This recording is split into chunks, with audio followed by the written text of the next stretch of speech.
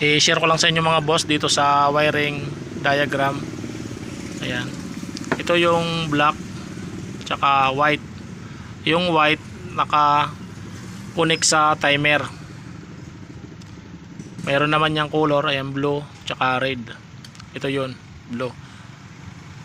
Ang may supply yung white, papunta ron sa timer. Pag ikot ng timer, pag inikot mo na yung timer, ang magkakasupply na yan, una, itong red. Yan yung magkakaroon ng supply. Pag tunog ng timer, sa pag-ikot naman nun, ito naman yung magkakaroon ng supply na blue. Salitan lang yung mga boss. Salitan yung dalawang kulay na yan. Papunta na yan doon mga boss sa motor. Para ito sa washing na mayroong dryer. Ayan. Meron naman yan mga boss kulay rito, yellow at orange, para sa motor ng washing. Yung gray, red sa ano naman yan, sa dryer. Ito yun. Ito yung sa para sa washing. Yung dalawa na yan para yan sa dryer. Hindi pa natin na lagyan ng electrical tape. Dito naman mga boss sa black, yung ayan yung black na yan. Ito yon. Ito yung black. Kaya lang yung kulay na wire na ginamit natin ngayon, blue tsaka gray. Pero yan yung black na naka-direct doon sa motor. Ayan. Naka-direkta lang siya sa motor. Kumbaga yan yung neutral. Naglagay tayo mga boss ng fuse dahil matagal ito naka-stock na washing. Kaya nilagyan muna natin ng fuse. May fuse naman yan doon mga boss sa loob ng motor. Pero dito na naglagay na tayo dito ng fuse. Ayan. Ayan po. Ayan po yung wiring yan. Testing na natin mga boss kung gumagana pa itong washing na to. Kung maayos pa siya umandar.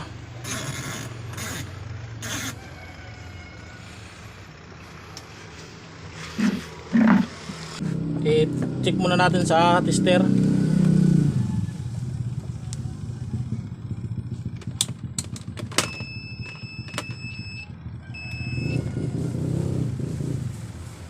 Ayan.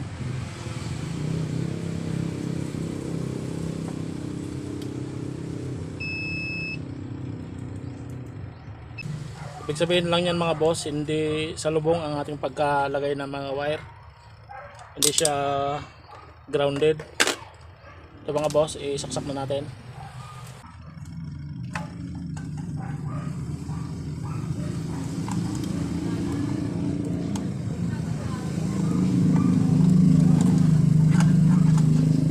Tanggalin natin mga boss ang belt.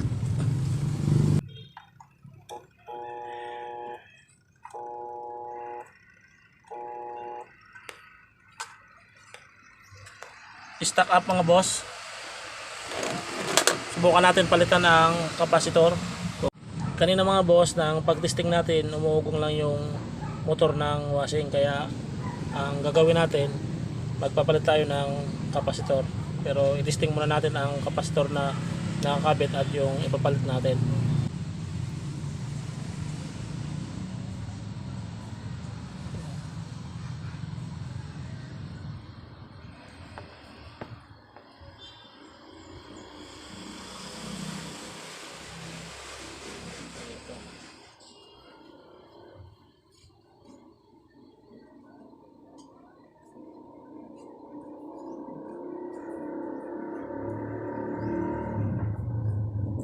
Palitan muna natin mga boss ang kapasitor ito. Ito muna ang ilagay natin.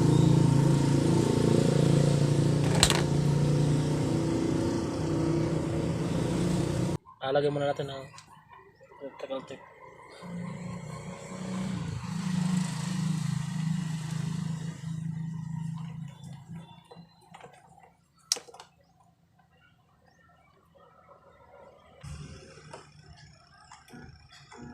Ayan, umuugong lang. May na rin siguro mga boss ang ating kapasitor. Try natin i-ikot.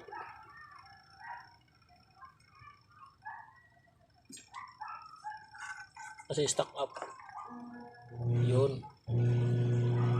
Ayan, ayun na mga boss, umikot na. Stock up lang mga boss.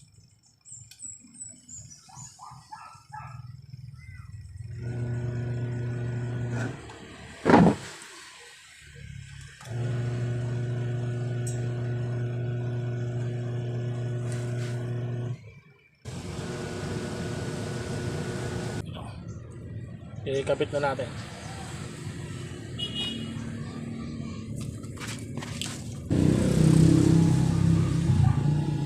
Ay, ayaw umikot kapag nakalagay yung pump belt.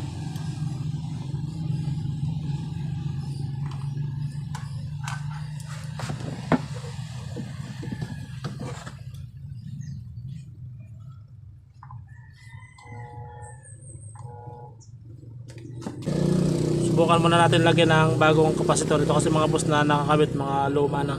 Ayan.